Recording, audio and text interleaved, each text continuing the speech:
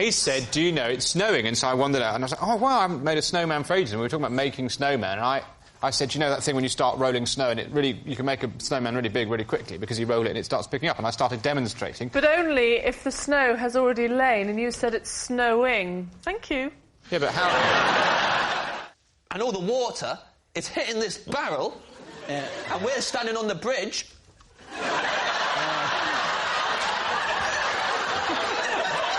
But maybe it was just, you know, acting... If it turns out you're lying, Sarah, Tom thinks you're a good actor. Yeah. If you're telling the truth, he can take or leave your performance. What is it more like that? Is that more like it? Happy Christmas! Our next round is called This Is My, where we bring on a mystery guest who has a close connection to one of our panellists. This week, each of Lee's team will claim it's them that has the genuine connection to the guest, and it's up to David's team to spot who's telling the truth. So please welcome this week's special guest, Jerry. So,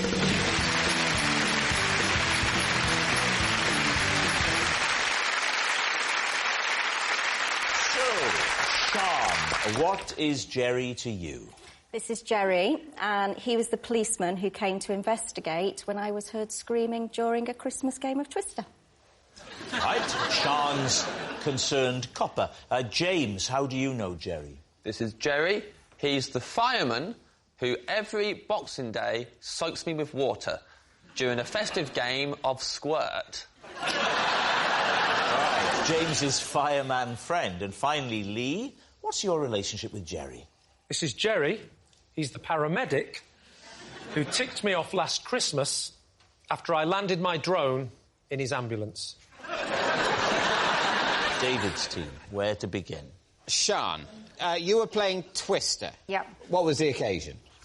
It was in between Christmas and New Year, and me and my family had gone away and rented a cottage. And why did you scream?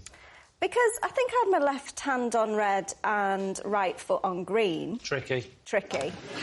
And we'd all had a few drinks, and... What was the time? What time of day?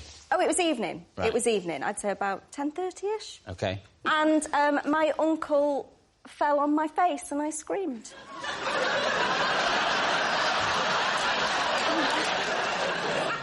And you would scream, wouldn't you? You would scream. Was he a friendly uncle? Very friendly. If you've been affected by any of the issues raised in tonight's show, there is a website you can visit. It wasn't a horrific scream. It was fun. I was having fun. I was just a bit hysterical. Could you reproduce it, Sean? Could an actress of your stature reproduce it for us now?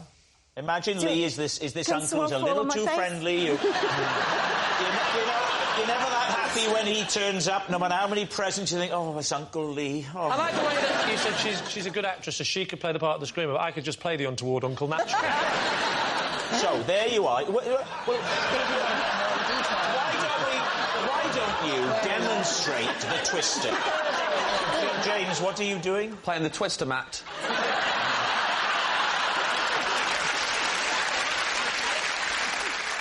It wasn't a scary scream. It was like a...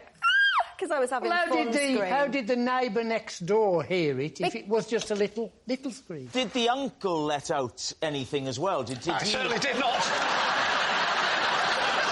So what happens then? So suddenly there's a knock on the door. Yeah. And what happens when Jerry arrives? Well, we're all just having fun at this point. We've all had a few drinks. We all invite Jerry in, see if Jerry wants a sherry. He was really lovely about it. Right. So is there a police station in this village? And they're all on duty at Christmas week, aren't they? There's always got to be a policeman on duty. Somewhere. To look out for madmen like you pushing donkeys down lanes. Now, what about James? OK, James. Just remind us, James, what it was that you said. Jerry is the fireman who every Boxing Day soaks me with water during a festive game of squirt. Oh. OK. What's going on? Squirt is a game. Is it? Yeah. 2 teams of firemen. OK, so that's... For a game of squirt, the first thing you need is 2 teams of fire. And they go either side of a river. Yeah. And you get a rope, and you tie it up in a tree at one side of the river, and then you run it along and you tie it to a tree at the other side of the river. Yeah. But before you've tied it to the other side, you thread a barrel across it. Of course you do. Just thread a barrel. Yeah. What if there's a fire in the local area during the lengthy setup for a game of squirt? Well, he's not... They can't put out fires anyway. He's only volunteer. Sorry? They're just a volunteer fire brigade. They're not allowed to put out fires. What are they allowed to do? Just look at them? They are permitted to pick up litter. Where do they get the fire engines and everything from then? Their fire engine's an old one. It's more like a ice cream van that's painted red. The volunteers, do they have the uniforms? No. The Kettering Volunteer Fire Brigade have a T-shirt, and it has an emblem on it of a fire being put out by a beer.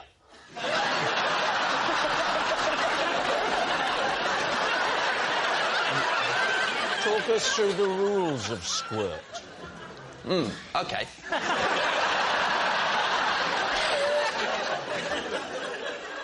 You get the barrel to the middle of the rope, right in the middle of the rope, and then both teams aim their hoses at it. Are the volunteer firemen allowed real water, or do they just mime it? No, they're allowed water, they just can't aim it at a fire. OK. If there was a fire, they would have to turn the hose off. Right.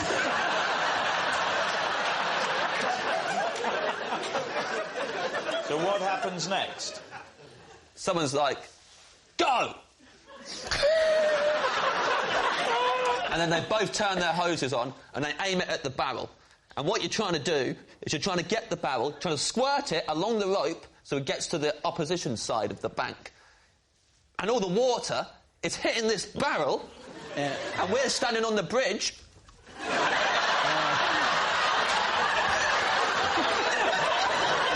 Getting soaked. Yeah. And then you walk home going, good squirt this year. Right, now then, what about Lee? How did you come to land the drone in Jerry's ambulance? We have this really weird tradition in our house where we like to keep dry. And so I thought, what I'll do is I'll fly my drone, but I'll stay in the house. And the window was open, and I thought... The window was open because it was a very hot Boxing Day. The window was open. The window was open because my wife always has the heat on very high over Christmas, and I'm not a fan of radiators, so I opened the window. Yeah. And I was practising in the bedroom, and I thought, I'm so in control of this, rather than go downstairs and fly it, I'm just going to go straight out the window. Was the drone a Christmas present? The drone was a Christmas present, correct. Who gave you a drone for Christmas? Not you, because you got me nothing. Yeah. It was my wife. Your wife got you... It's a very romantic present. A drone. She's heard me say it to her a lot during the year. Drone. Why was there an ambulance there? Had your wife called it as a precautionary measure? The ambulance was actually the house over the road, and as I was flying the drone, I looked over, and a man was carried out on a stretcher. And I think, can't quite see what's going on, but I thought I'll have a little look at that. And my drone has a camera attached to it, so I fly my drone over, that's getting closer and closer. You know, I'm getting quite a good... It can help, I think, when someone's just had a heart attack or something. Something shocking or strange can really helps them really get it together. I thought so. And so I was watching it and I thought, this is interesting. And then he gets put in the back of the ambulance and the doors stay open and Jerry goes in the back. I think, I'll have a little look, see what's going on. So I get a bit closer. And now I'm hovering just outside the back doors. Yeah. And I pushed forward a little bit too much. And the drone went straight into the back of the ambulance, striking Jerry on the back. This presumably hurt Jerry because the rotors of a drone are very fast. Yeah, he was a good 3 or 4 inches taller than this last year. So Jerry spots you leaning out of your bedroom window with a remote control. What does he then do? Oi! I said, give me my drone back! I can't really repeat what he said on television. Okay, he swore. Because... No, he's French and I don't understand French. All right, we need an answer. So, David's team. Is Jerry Sean's concerned copper, James's fireman friend, or Lee's peeved paramedic? Oh, I don't. I mean... I think it's James's. You think it's James's? Yeah. I think it's Sean. I mean, I think we're agreed Lee is lying. Yeah. The question is it James or Sean? I think it's a mate of James's from the pub who was a volunteer fireman. I'm not happy about this. Because my instinct is that James is telling the truth. Right. But I know what that's saying publicly. I know what I am then believing. I'm believing a game that is played across a river between volunteer firemen with a souped-up ice cream van and squirting a barrel in which the locals come and stand and watch in just the place where they get splattered with water. What's it going to be? I think it's James. You're going to go with James? Yeah. Go on, Jerry, I'm saying it's James. would you please reveal your true identity? I'm Jerry, and I'm a volunteer fireman who soaks drains on Boston Road. Hello, Jerry. Yes, Jerry is James's fireman friend. Thank you very much, Joe. So please welcome this week's special guest, David.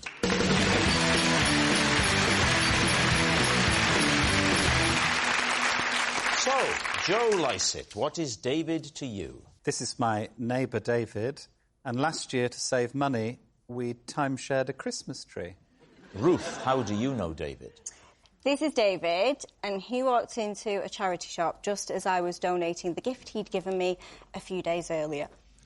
Right. Ruth's charitable chum. And finally, David, what is your relationship with David? This is David, and when my daughter lost her beloved toy rabbit, we held up a train so I could board it and grab it. So there we have it. Lee's team, where would you like to begin? Joe, next-door neighbour? Yeah. Well, first of all, why aren't you just buying your own Christmas tree? Well, David and I decided to save a bit of money. We knew David was going away on Christmas Eve, so he wasn't going to use the Christmas tree after that point. I was working pretty much up until Christmas, so we thought it was a good idea that we So he got it from the 1st of December? He got it on the 12th to the 24th. Then I had it from the 24th to the 1st. I got rid of it on the 1st. And did you take it decorated? Yeah. Just in one, like that, and just plonk it in your house? So that's why we won't do it again, because we worked out that the savings that we made from sharing the cost of the tree, which was about 60 quid, we saved that, but the amount of baubles that we lost in the transit. And this was all about saving £30? Yes. But, you know, you're doing all right. David's not.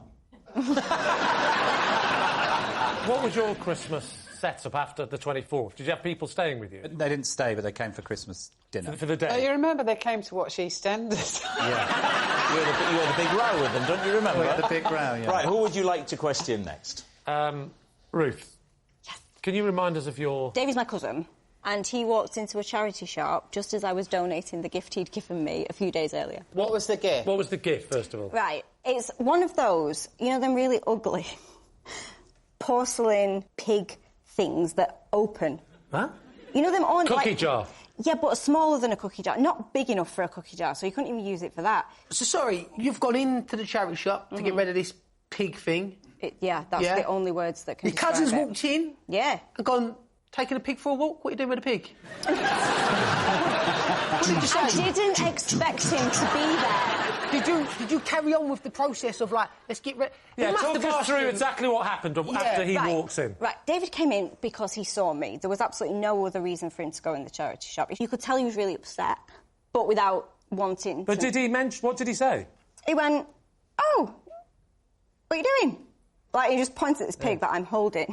Yeah. And I panicked, so I said, look, I didn't want to tell you at the time, but I've already got one. Ah. So when did he actually find out the truth, then? So I had to call David and tell him I was coming on Would I Lie to You? And I can't stand the thought of hurting anyone's feelings. So you thought you'd bring him on national television and humiliate him? No. We've since spoke, And he's lovely. Right. Now, Lee, what about David? David, remind us of your claim and your statement. This is David, and he helped me board a train to rescue a rabbit. First of all, where were you going from? I was going from London to Cardiff. With your wife and child? Exactly. Was you going there for a reason? What do you mean by that? You're going to have a reason to go to Cardiff? Oh, you come down here with your Cockney patter. People go to Cardiff just because they want to visit it. Sorry, mate. Did you like it there, David? It was very nice. Did you Honestly, like it? I'd put Carlisle into the train app, so...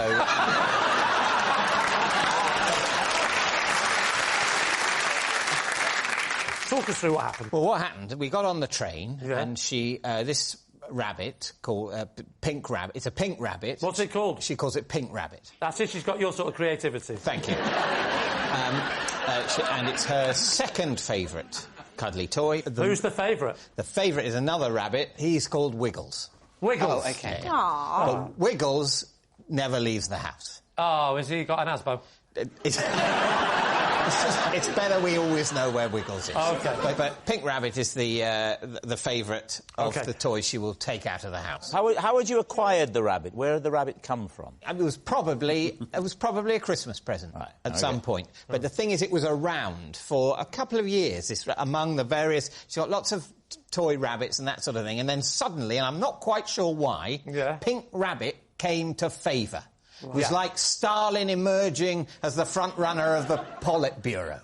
You know, Are you still doing the bedtime stories? He wasn't the obvious successor to Lenin, but then a few years later, suddenly he's in charge. So Pink Rabbit has had a meteoric rise. Right. Yeah. You get off the train at Cardiff. Exactly. And when do you realise the rabbit's gone? When we've got to the hotel and my wife realises, and a look of... She's married to you and has a breakdown.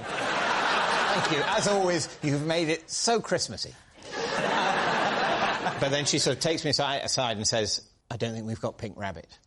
So at no point has your daughter made any reference to this rabbit, even though it's her favourite rabbit. I know. The thing is, when we got on the train, my daughter said, I'd like... Can we get Pink Rabbit out of the bag? I want to have Pink Rabbit with me on the train. And it was my strong view that that was a bad idea. That we should keep Pink Rabbit in the bag where we know where Pink Rabbit is and only get Pink Rabbit out when we get to Cardiff. But no, I was overruled. It was apparently fine, and she would keep an eye on Pink Rabbit and not forget about Pink Rabbit. OK. So, your wife said to you, Pink Rabbit's gone. Yeah. Do you phone the train station? Because Pink Rabbit's on the way back to London. No. No? No. Pink Rabbit is on the way to Swansea. Yeah. Where it is going to turn round and then head back to London via, and here's the loophole... The Lake District. No. Via Cardiff. The train is coming back via Cardiff. So you know now where the train is headed. So what do you decide to do? We go to Cardiff station... in order to get on it and look for Pink Rabbit. But you said a cuddly toy. Oh, yes.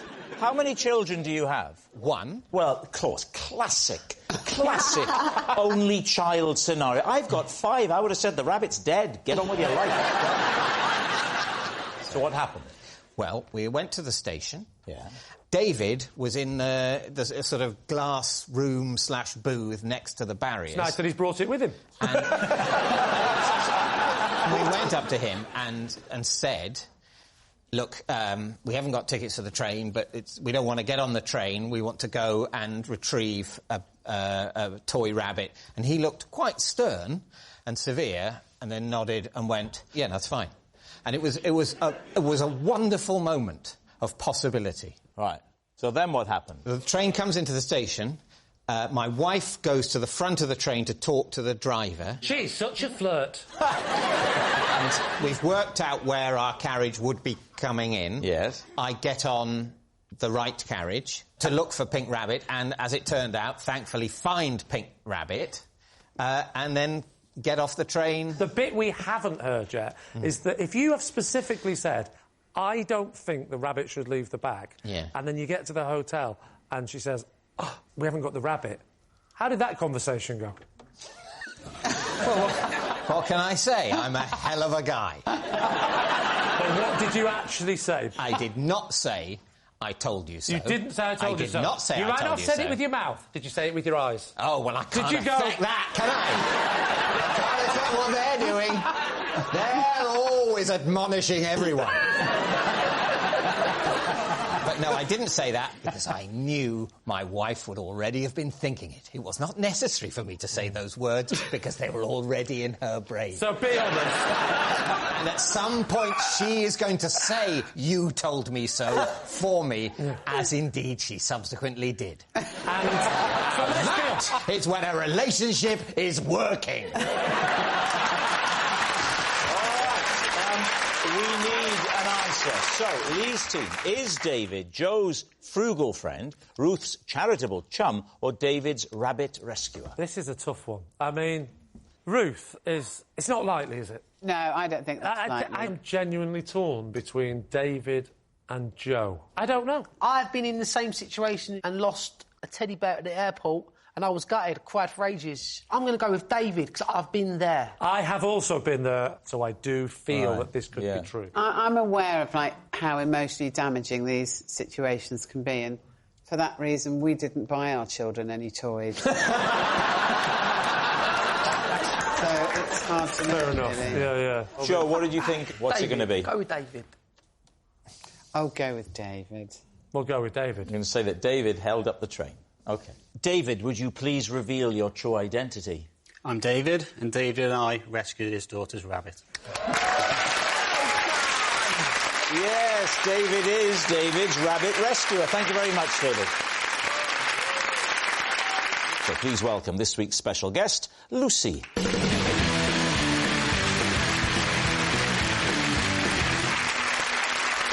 So, Sam, what is Lucy to you? So, this is Lucy, and last year her pig delivered my Christmas card. Miles, how do you know Lucy? This is Lucy. I know Lucy. When I had to have an intimate medical examination, I inadvertently brought her with me. David, what is your relationship with Lucy? This is Lucy. Together we discovered that I have the hearing of a rat. So, Lee, where do you want to start? I'll start with Sam. How do you know this lady? She lives in my village, or where I used to live. OK. And is she a farmer? Yes. Right. Did her pig deliver your Christmas card from her, or did her pig deliver your Christmas card to somebody else? No, her pig delivered the Christmas card that was for me to me. To you? Yeah. Anybody want to say the joke or not? Did the pig have it in its little snout? Because if it did, wouldn't it have got very wet? Because pig snouts are very wet. Are they? Yes. You never kissed a pig? Very wet. Oh, yes. It actually takes a while to get used to. So, you know, like you get a little dog, a little harness. Oh, the Christmas card harness. It is a harness, like you would have a lead on a dog, and the cards were there. Slid under the harness. Yeah. How far is your house from her house? About 2 miles. 2 miles. But the pig hasn't walked 2 miles. The pig has been driven to the village, and then off the pig trots. And I was doing it's Christmas, right, dinner. This Christmas Day? Yes. It's a bit late for Christmas cards, Christmas Day. Well, that's why they have to resort to delivery by pig. I'm washing the pots, looking out the window. Really lovely day, beautiful, beautiful. And I see Barry, the pig. Barry? Barry, the pig is called Barry. So you'd met Barry before? Yeah, everyone knows Barry. Barry goes to the pub and everything. And so Barry's... I hope he doesn't have the port scratchings. Oh, that's horrible. Really horrible. It's like that going, sounds like my brother Pete, this. Awful. No, anyway, so he's toppling along, and I'm like, oh, I hope he's all right. So I go out to check he's all right. Could you just talk us through how you did that again?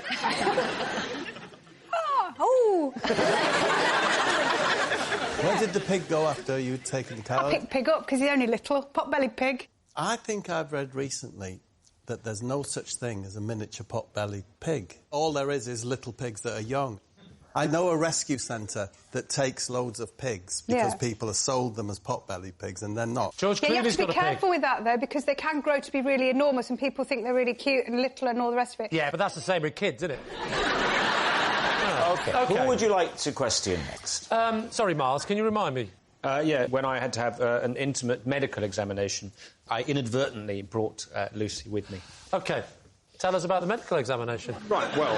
Whereabouts on your body? Yeah. Well, it was an intimate medical examination, so already I suspect your options are limited. I'm going to go in the bottom area. Yeah, I was going to say, you've got to choose front or back. This reminds me of the conversation we had the first time we met. Yeah. Was it back? Sure. It was back. It was back. Yes, it was the back... bottom. Basically, I was working, Yes. and then when I got to work, I felt ill. Right. And so I needed to go to hospital. There was pains down below. Yes. And Lucy, very kindly, rang NHS Direct for me. Right, who is Lucy? Why? Lucy was a colleague. What situation were you in at this time? So I was rehearsing a play. OK, and is Lucy an actor? No, Lucy is... she does the technical stuff. She's a stage manager. This could be true, because I don't think Miles was quite sure what she does for a living. I don't know, but when I say cappuccino, it arrives. And so the NHS Direct said, right, you need to go to the nearest hospital. Mm-hmm. And the reason that Lucy came with me to the hospital is because the thing that I was rehearsing was a play that only had me in. And so Lucy was told to go with me so that we could run the lines. What was the play? It was a one-man play that I was in. The Downpipe Blues. It was called... it was called The Life I Lead. So what happens? You get to the hospital. So we go to the hospital, and we're sitting in the waiting room, and someone comes and says to us, because we're sitting next to each other, can you come in now? So we just do as we're told, and we get up and we go in. So I thought that must be what's meant to happen. They spoke to both of us. That's the problem with having the same word for you singular and you plural. We should go back to thou.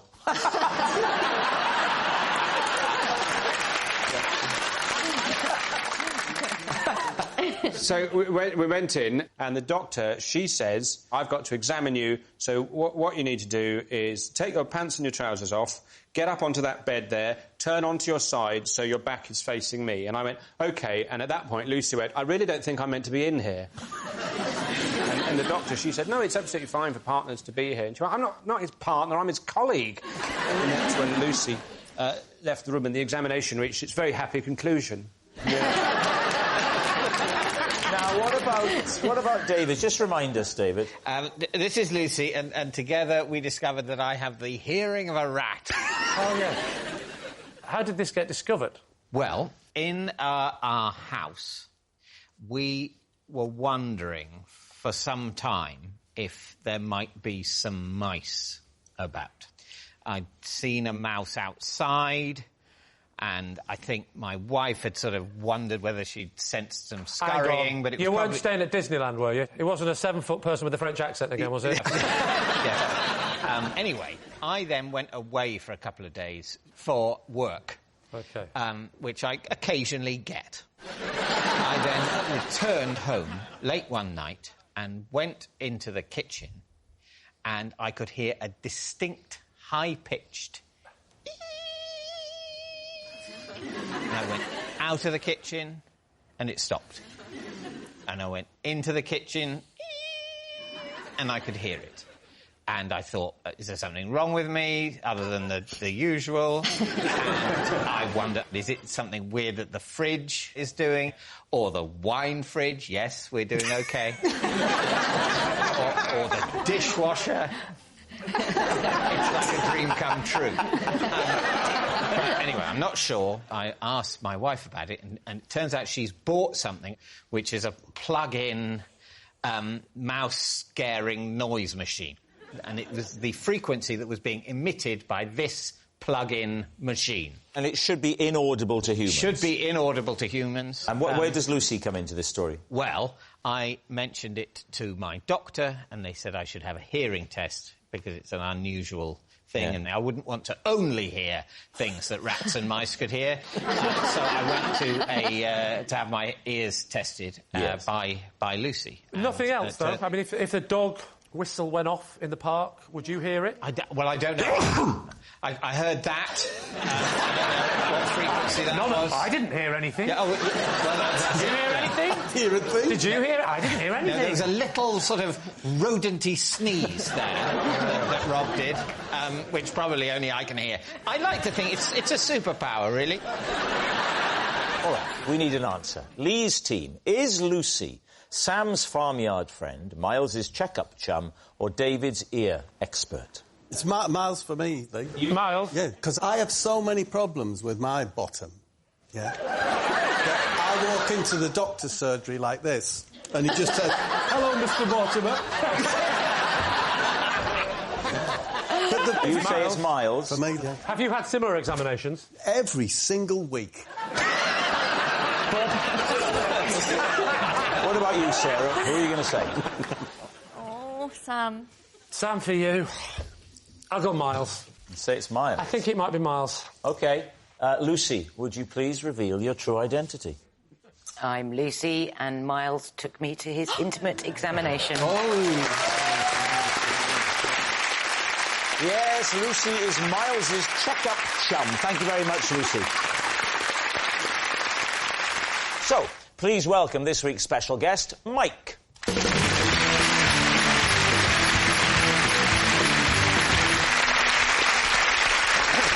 So, Barry, what is Mike to you? This is Mike, who is one of the 3 kings who came to visit me at Christmas. OK. Miles, what is Mike to you? This is Mike. We were once told off by our neighbour because our snowman was using up too much snow. Right. And Lee, what's your relationship with Mike? This is Mike, and last year I ordered my Christmas turkey from his farm, but I never got to eat it because I formed an unbreakable bond with the bird. So there we have it. Barry's Christmas king, Miles's fellow snow hog, or Lee's turkey trader.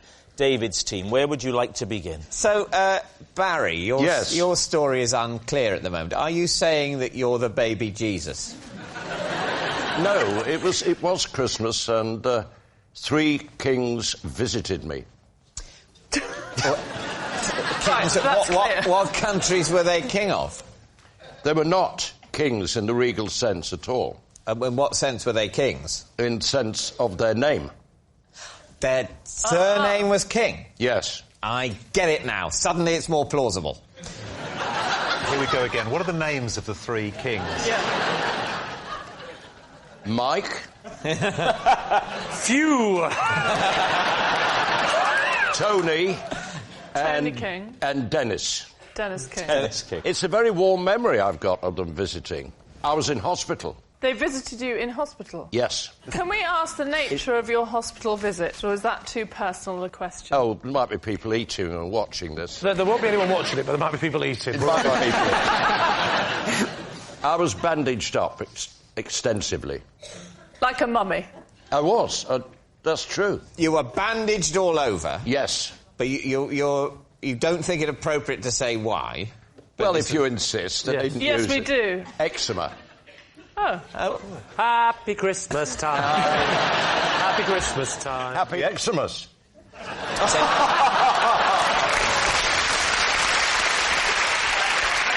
Right, what about Miles? OK, Miles, you and Mike were making a snowman together. A neighbour was very cross with us because our snowman had used too much snow. Set the scene. Where were you making the snowman?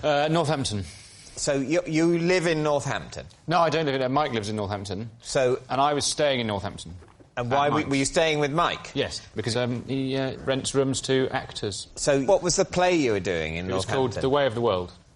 Right. And you were staying with Mike? That's right, yeah. How did the topic of building a snowman with this relative stranger Say relative stranger. I was staying in Mike's house for 2.5 months. What would happen? I would go back to the digs after the show, and Mike would often still be up and say, "Oh, I've just opened a bottle, and do you want a glass?" So I'd sit and we'd chat about how did it go, and I'd say, "Oh, Mike, it was another absolute triumph."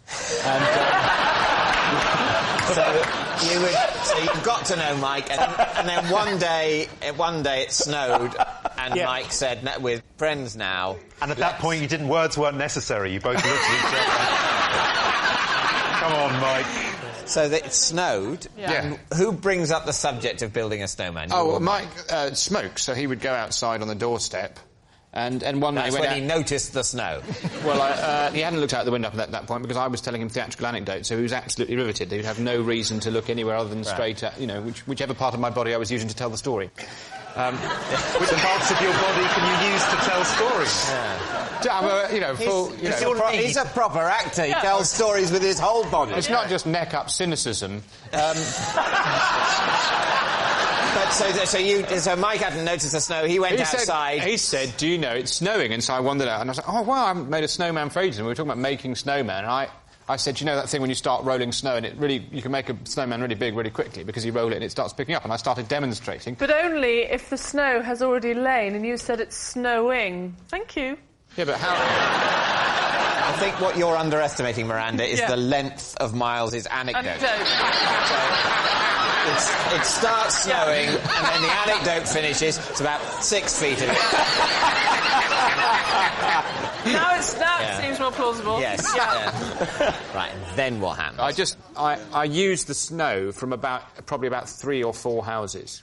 I've used all that snow to make one enormous, ridiculously large snowman. And then what happened? Because then there was an altercation. When I ran out the house the next morning, a chap that lived like 2 doors down said, "Do you know who built the snowman?" I said very proudly, "I built this snowman."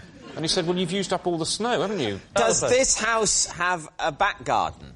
It does, but the back garden is multiple, lots and lots of locks, whereas the front one, you wanted a cigarette, so you'd... Sorry, why did he have so many locks on his back door? Well, because people are more likely to break into the back... You must know this. People are more likely to break into the back of the house...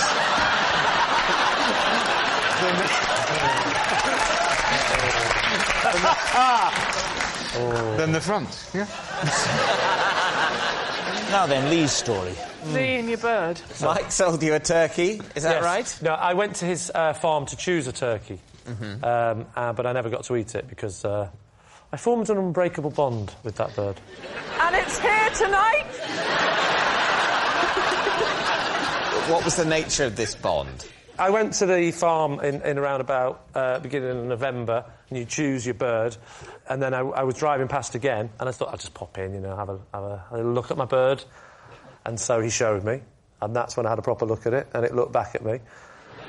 And there was something about the look that he gave me that just made me think, I don't want to kill him and eat him. So. Did you immediately feel that? No, this was after we'd had dinner, and it was about the 3rd day, I think. So what did you do to save the bird's life? I said to Mike, change of plan, I will take it home.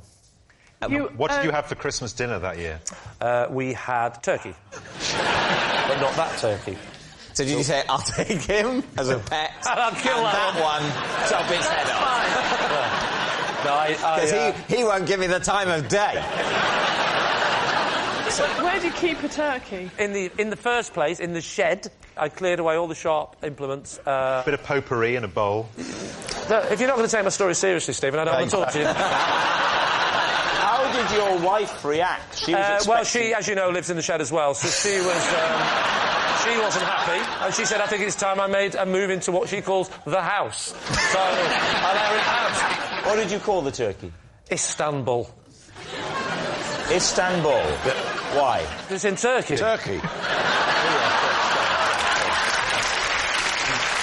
Right, so, David's team. Is Mike Barry's Christmas king, Miles his fellow snow hog, or Lee's turkey trader? I'm all about Miles. Yeah. In every way. I think it's Barry.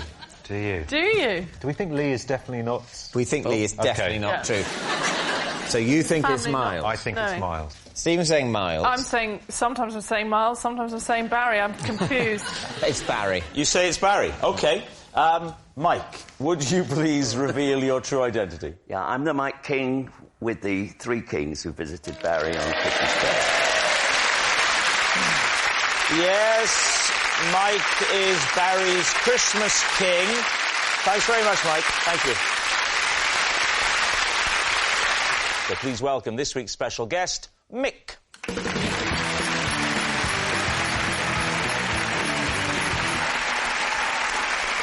So, Kelly, what is Mick back to you. Well, this is Mick, and I have a photo of him in my car to stop me getting road rage. Joe, how do you know Mick? This is Mick, and when we were bell ringing together in church, he was responsible for me being hoisted 20 foot up in the air.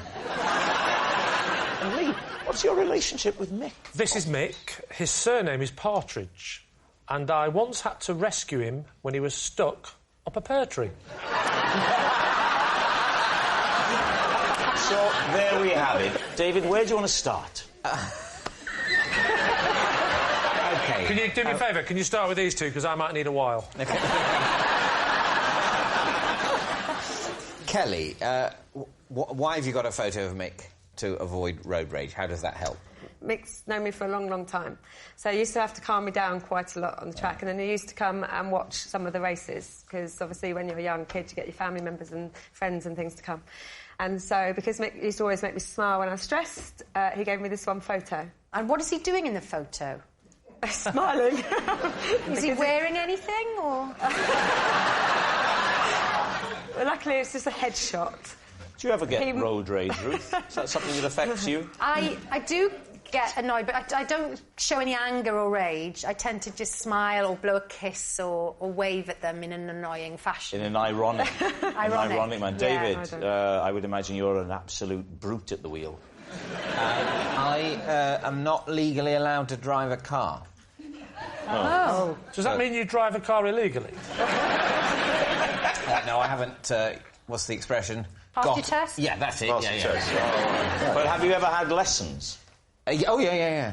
Ineffective in terms of engendering in my brain the knowledge of how to drive. How many lessons did you have? Up to 45,000. OK. Who would you like to quiz next? So, Joe, bell ringing. Yeah. Are you a keen bell ringer?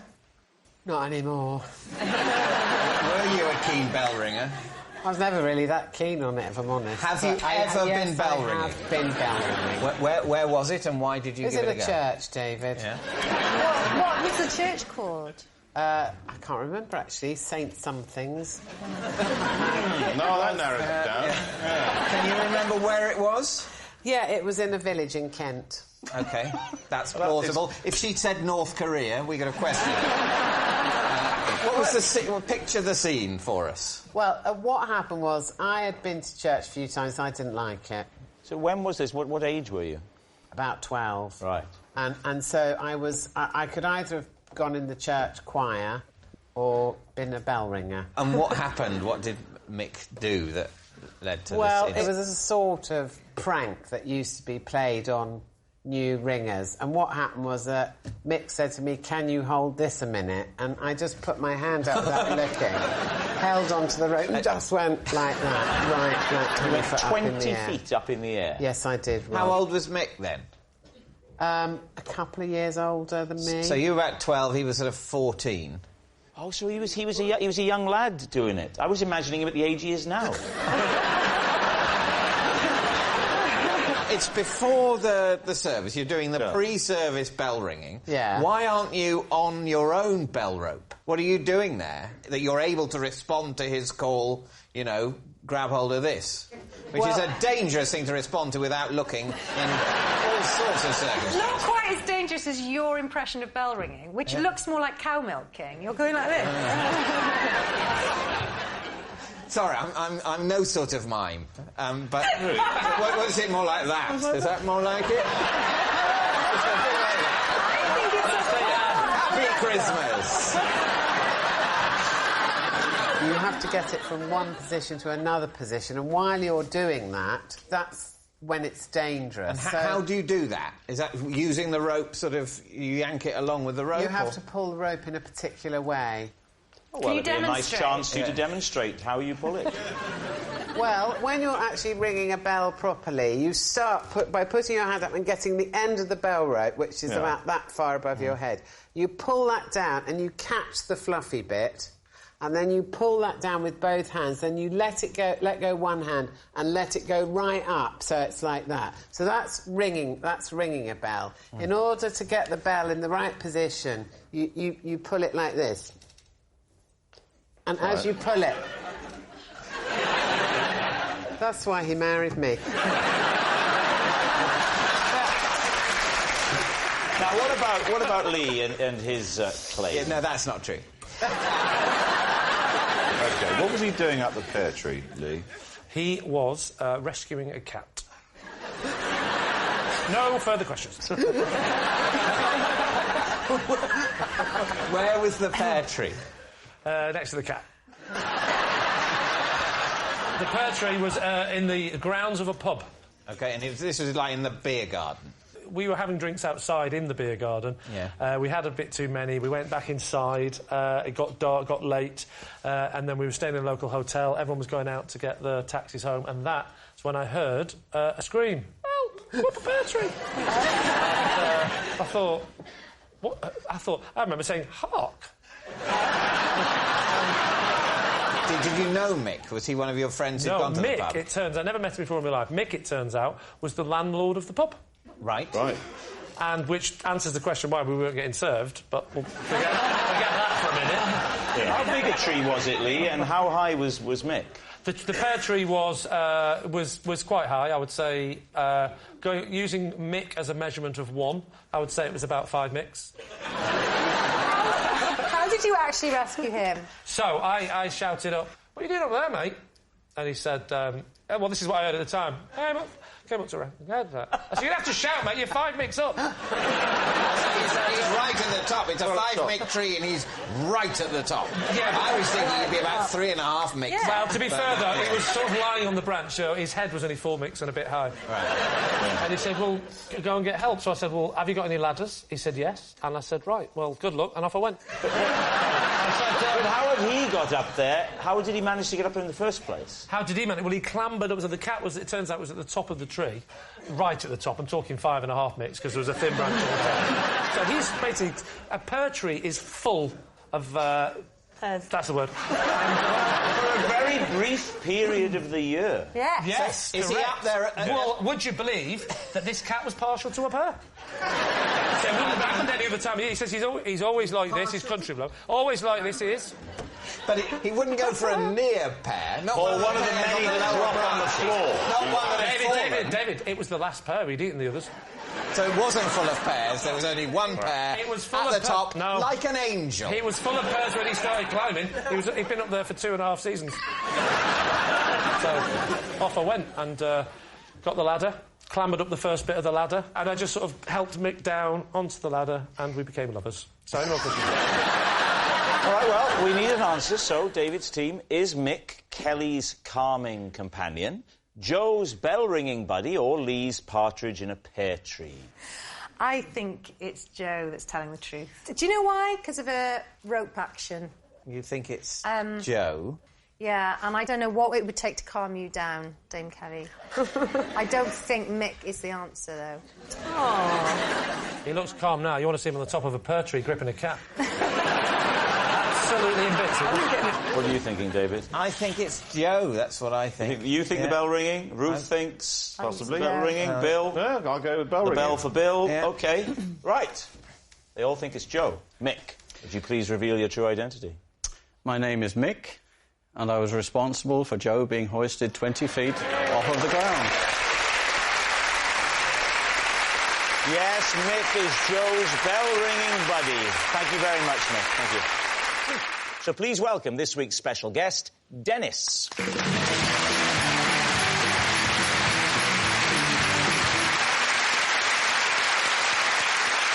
So, Chris, what is Dennis to you?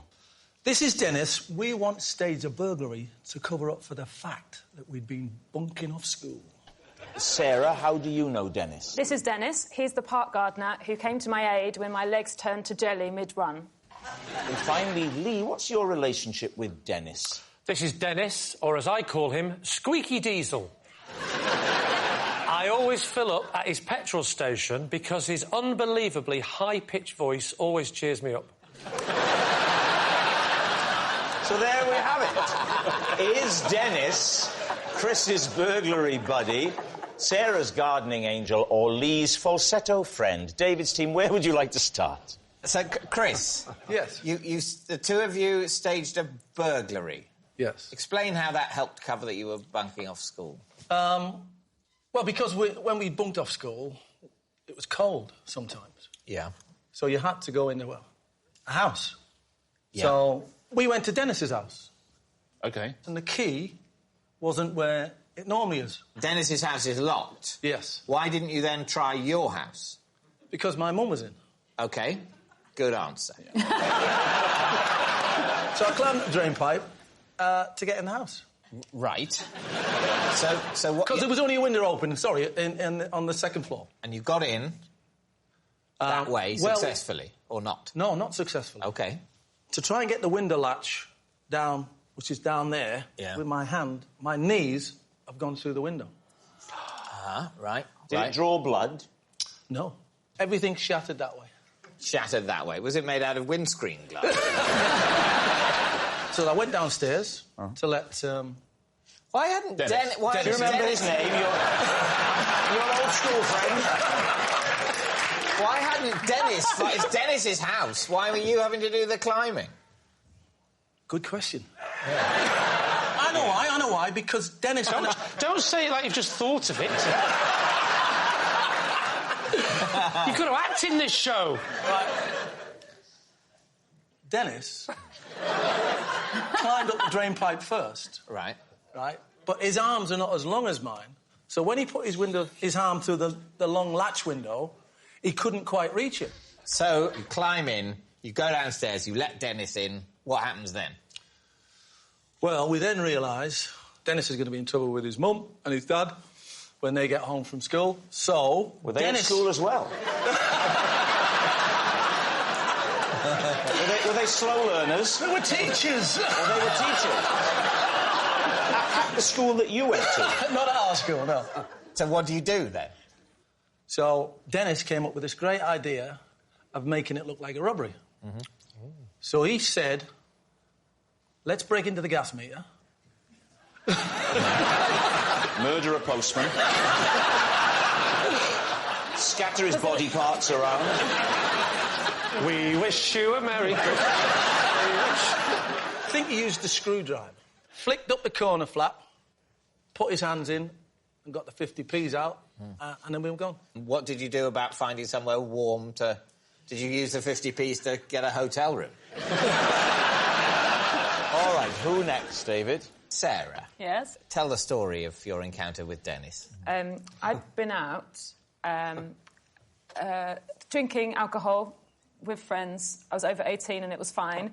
But my friend had given me this advice that if you exercise first thing in the morning, you sweat it all out and then you feel you don't have that hangover thing.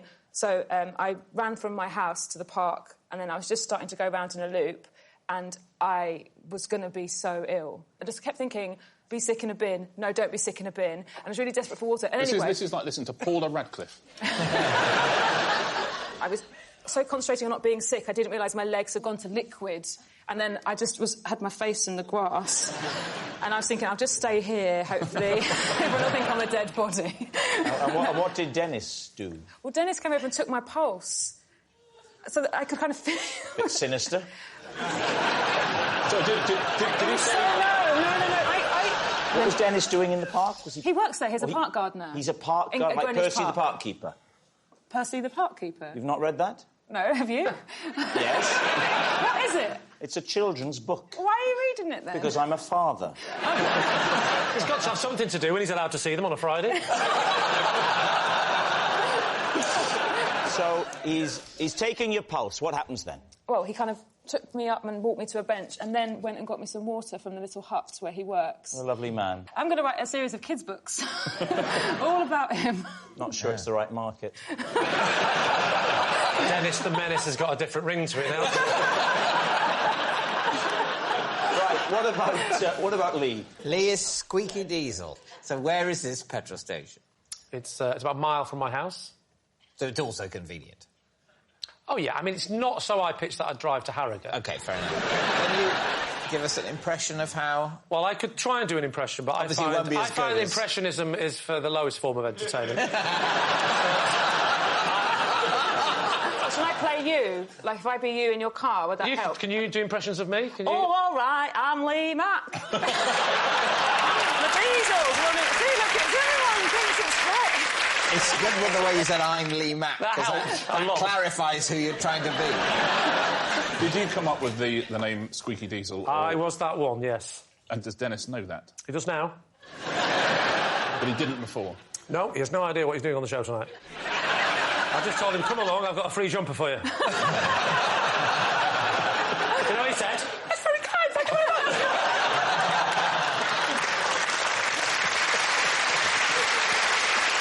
Squeaky Diesel.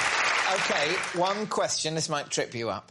OK. Does your car take petrol or diesel? It takes petrol. Got him! I just didn't think Squeaky Petrol had the same sort of scan to it. It just sort of... It felt Squeaky Diesel just sounds nice. What do you think, Tom? It seems so unlikely that Lee's car runs on petrol, not diesel. It so undercuts the truth of what he's saying that I think it's probably true what he's saying. Well...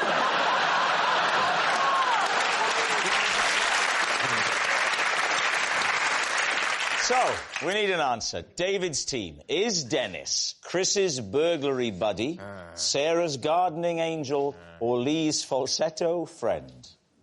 Tom, what do you think? No, what do you two think? Well, I was very taken with your Lee... But making such a bad mistake, wasn't it? But Sarah didn't like it when we were taking the mickey out of Dennis. Maybe that... There was a bit of feeling there, yeah, wasn't a bit there? Like, genuinely, this man has helped me in the park. But maybe it was just, you know, acting... If it turns out you're lying, Sarah, Tom thinks you're a good actor. Yeah. If you're telling the truth, he can take or leave your performance. I mean, I, personally, the one that rang true the most was Cammy's, I felt. Really? Yeah. Did you not? Really? No. No, I didn't. I've just ruled out Sarah. Oh, yeah.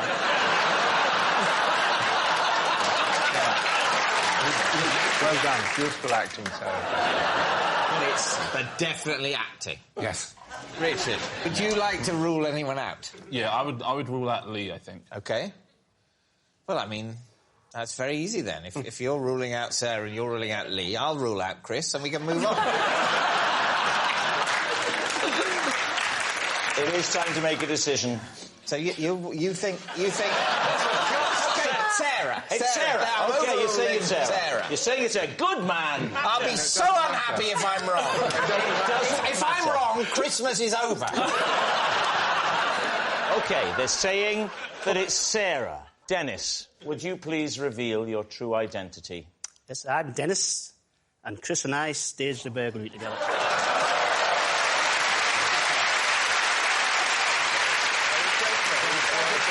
Yes, Dennis is Chris's burglary buddy. Thank you very much, Dennis. Thank you. Just say that one more time. Chris and I staged the burglary together. He has got quite a squeaky voice, hasn't he? Thanks very much, Dennis.